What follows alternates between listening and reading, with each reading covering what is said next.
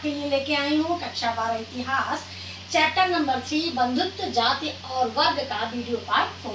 Video part 3 में आपने देखा होगा कि मैंने वर्ड व्यवस्था के बारे में आपको बताया। इसके बाद वर्ड व्यवस्था कैसे बनी, उनके कार्य क्या क्या थे, कैसे डिसाइड किया गया वर्ड व्यवस्था समाज में। इसके आगे हम जो देखेंगे और इसके साथ साथ हमने कुछ अक्षत्रिय राजा के बारे में भी आपसे डिस्कस किया था कि क्षत्रिय न होते हुए भी उन्होंने कैसे शासन किया। अब इस वीडियो में हम देखते हैं जाति तथा सामाजिक गतिशीलता। अभी हम देखते वीडियो 3 में हमने देखा था कि कैसे समाज का नियमन वर्ण व्यवस्था पे आधारित था, कैसे समाज 4 वर्णों में विभाजित था और चारों वर्णों का क्या क्या कार्य था। अब हम वीडियो पार्ट 4 में देखते हैं कि जाति तथा सामाजिक गतिशीलता। इस काल में अभी तक तो हम वर्ण व्यवस्था था और वर्ण व्यवस्था के अनुसार सबका कर्म निर्धारित था, अपने कार्य को के आधार पे सब काम करते थे। समाज का ऐसा नियमन था वर्ण की व्यवस्था के आधार पे। धीरे धीरे अब हम देखते हैं कि 300 ईसा पूर्व से वर्ण व्यवस्था में शिथिलता आने लगी। अभी तक बड़ा जो सख्त रूल था, अब धीरे धीरे 300 ईसा पूर्व से इस वर्ण व्यवस्था में, जिस वर्ण व्यवस्था को हमने पढ़ा था पहले वीडियो पार्ट 3 में, उसमें धीरे धीरे शिथिलता आने लगी। इसका क्या मतलब हुआ? व्यवसाय का चयन जाति के आधार पर नहीं।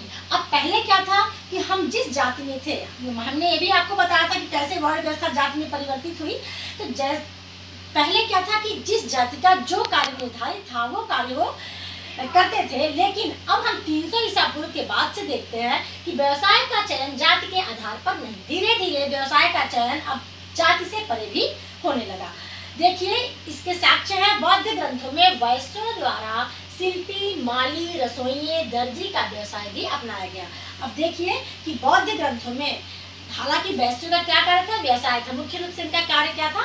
व्यवसाय था, लेकिन इसके बावजूद ये माली, रसोइये, दर्जी का भी व्यवसाय अपना रहे हैं। कब? 300 ईसा पूर्व के बाद से। इसके साथ देखते हैं शाक्य और कोलीय शाखा के क्षत्रिय।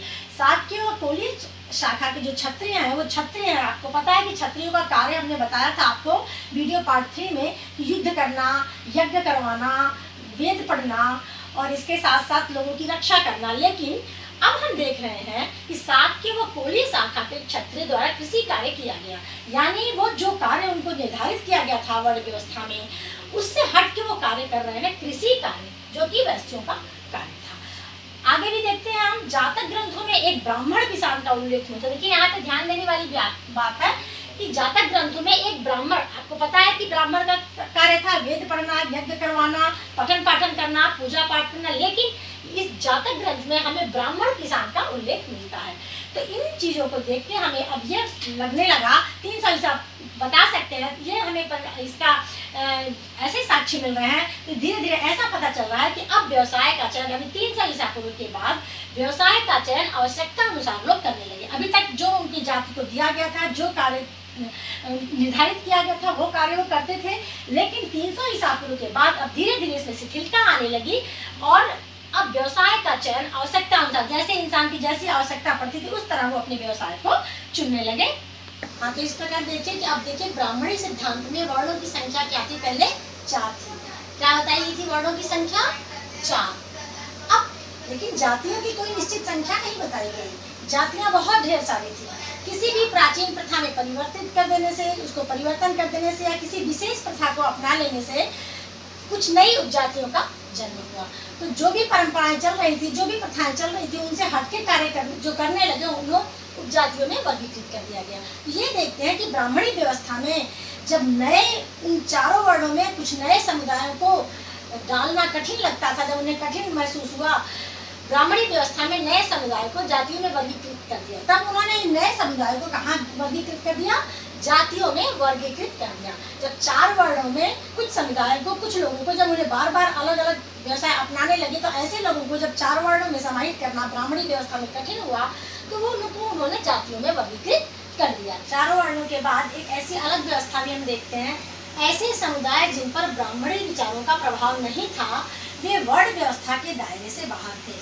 वर्ण व्यवस्था थी, 4 वर्ण थे, चारों के कार्य डिसाइड थे, कौन कौन से वर्ण के लोग क्या क्या कार्य करेंगे।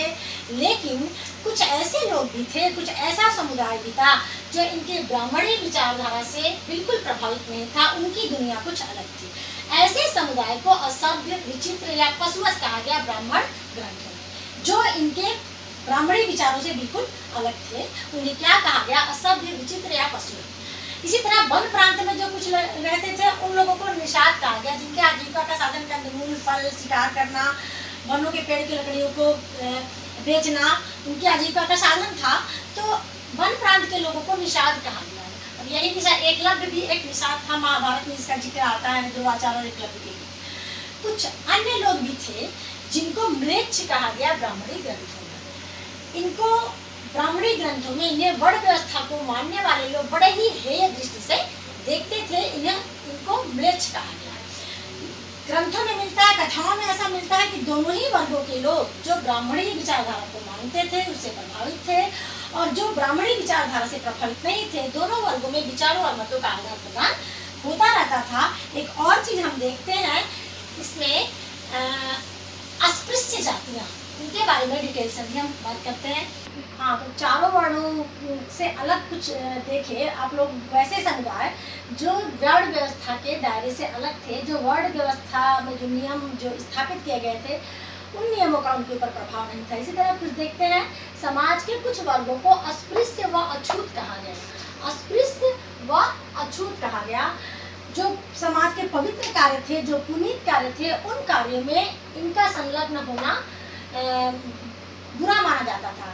समाज के पवित्र और पुनीत कार्यों में अस्पृश्य और अछूत संलग्न नहीं हो सकते थे, ना करा सकते थे पवित्र कार्य, ना ही उसमें सम्मिलित हो सकते थे। लेकिन कुछ दूषित कार्य थे, कुछ अपवित्र कार्य जिनको माना गया है समाज में, जैसे शव का अंतिम संस्कार, मृत पशुओं को उठाना, उनका खाल निकालना इत्यादि, इस तरह के जो दूषित कार्य थे वह इन वर्गों को सौंपा गया, अस्पृश्य और अछूत को, ब्राह्मणी वर्ण व्यवस्था में, जिन्हें क्या कहा गया? चांडाल। ऐसे लोगों को क्या कहा गया ग्रंथों में? चांडाल। मनुस्मृति है, मनुस्मृति ग्रंथ है जिसमें चांडाल को क्या करना है, क्या नहीं करना है, इसके बारे में विस्तृत जानकारी मिलती है। तो चांडालों के कार्यों की जो सूची है मनुस्मृति में कुछ इस प्रकार है कि वो पूरे गांव से या नगर से बाहर उनकी बस्ती रहेगी। जब भी वो बस्ती में आएंगे तो कुछ बजाते हुए लकड़ी का आएंगे ताकि आवाज़ से लोगों से दूर हो सके।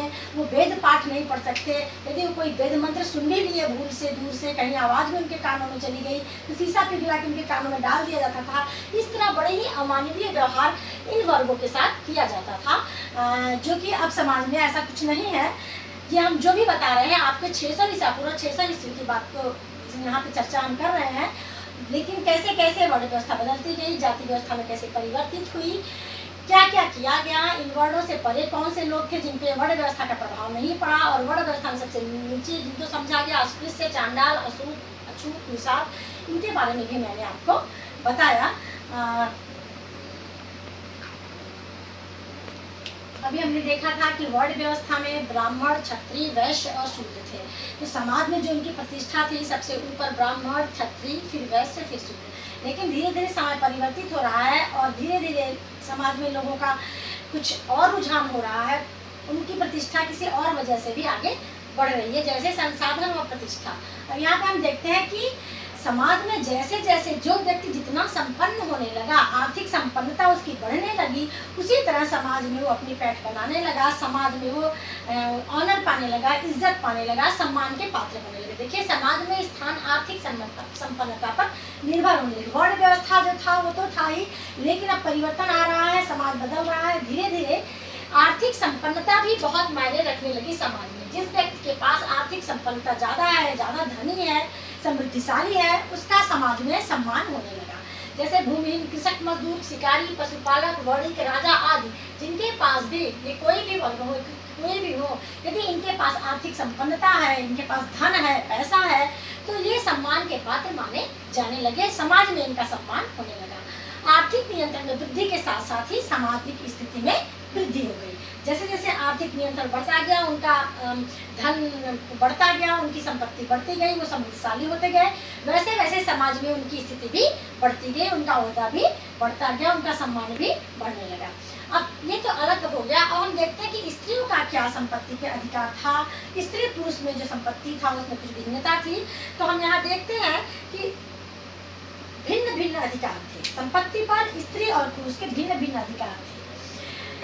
जो संपत्ति होती थी, स्त्री की कोई संपत्ति नहीं होती थी। पिता से जो संपत्ति मिलती थी वो पुत्र को जाती थी, सारे पुत्रों में बंटती थी। उसमें जो बड़ा पुत्र होता था उसको थोड़ा सा ज़्यादा धन मिलता था। लेकिन स्त्रियों की संपत्ति क्या थी? स्त्रियों का जब विवाह होता था, महिलाओं का जब विवाह होता था, विवाह के उपरांत जो उन्हें उपहार मिलता था, तो उस उपहार पर जो विवाह के दौरान उनके पिता की तरफ से जो उन्हें उपहार मिलता था, या जो भी विवाह के दौरान उन्हें भेंट मिलती थी, उस पर सिर्फ स्त्री का अधिकार होता था। इसके अलावा स्त्रियों का धन पर कोई अधिकार नहीं था। मनुस्मृति में इसके बारे में काफी विस्तार से चर्चा की गई है कि स्त्रियों को कहाँ कहाँ से धन मिलता था। मेन है उनका विवाह के समय जो भी उपहार मिलता था उस पर उनका अधिकार होता था। मरणोपरांत मरने के हालांकि और स्त्री का जो धन होता था उसके पति का कोई अधिकार नहीं होता था। वो अपने धन को मरणोपरांत उनका धन जो है उनकी संतानों को दे दी जाती थी, यानी संतान को मिलती थी। वो स्त्रियों का जो अपना संपत्ति होता था।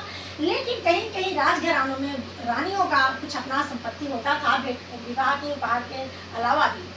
पति का इनके संपत्ति पे, स्त्रियों की संपत्ति पे कोई अधिकार नहीं होता था। मरणोपरांत उनकी संतान को, यानी स्त्री के जो भी संतान है उनको उनकी संपत्ति दे दी जाती थी। इस तरह स्त्रियों का संपत्ति पे बहुत कम अधिकार था। जो पिता की तरफ से वो मिलता था संपत्ति, वो पिता के मरने के बाद उनके पुत्रों में भी विभाजित हो जाता था। स्त्रियों को, महिलाओं को कुछ नहीं मिलता था, बेटियों को कुछ नहीं मिलता था। बेटियों का वही संपत्ति होती थी जो विवाह के समय पिता उनको देता था। तो इस चैप्टर में मैंने आपको वर्ण व्यवस्था, जाति व्यवस्था, फिर जाति व्यवस्था से थोड़ा बाहर कौन थे, वर्ण व्यवस्था के प्रभाव से बाहर कौन थे, धन, संपत्ति, प्रतिष्ठा, संसाधन, स्त्रियों का और पुरुषों के संपत्ति में क्या भिन्नता थी, काफ़ी डिटेल में इस चैप्टर में मैंने आपसे चर्चा की। बंधुत्व, जाति और वर्ग में काफ़ी लंबा चला ये वीडियो पार्ट 4 तक, और आप इस वीडियो को देखते रहिए, समझते रहिए। नोट्स मैंने आपको भेज दिए हैं, वो आपने कर लिया होगा, और इसको लर्न करिए, समझिए। चैनल को सब्सक्राइब जरूर कीजिए ताकि नया चैनल वीडियो बने तो उसकी नोटिफिकेशन आप तक आते रहे। प्लीज़ आप इसको पढ़िए जरूर। स्वस्थ रहिए, खुश रहिए, पढ़ते रहिए और सब्सक्राइब कीजिए चैनल को प्लीज़।